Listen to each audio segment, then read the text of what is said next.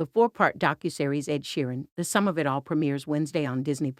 Ed Sheeran is getting vulnerable with fans about his wife Cherry Seaborn's cancer diagnosis. And the singer's new Disney Plus docuseries titled Ed Sheeran, The Sum of It All, set for release on Wednesday. He opens up about what it was like to learn that his pregnant wife was diagnosed with cancer in February 2022. In the first episode titled Love, Sheeran and Seaborn, who largely shies away from the spotlight, share a heart-to-heart as she explains why she decided to be a part of the documentary. "I got diagnosed with cancer at the start of the year, which was a massive S-ter," she says. "It made me massively reflect on our mortality. I would never agree to do anything like this, but it made me think, oh, if I died, what's people's perception of me? What do you leave behind?" Seaborn adds, for Ed, the whole point is he wants to say to people, "I'm not just this music machine. I'm not just this robot that tries to get number one. I'm a father, I'm a son, I'm a friend. It wasn't until this year when I was like, I might die." In a much more serious tone, Sheeran, 32, says that she's playing it down and begins to get teary-eyed as he explains, "It was horrible." He later says that he wrote 7 songs in 4 hours to cope with the pain he felt.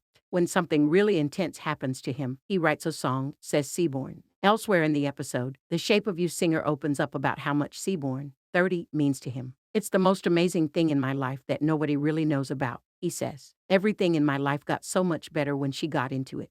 The docuseries, where Sheeran sheds light on his private life and struggles, will premiere Wednesday on Disney+.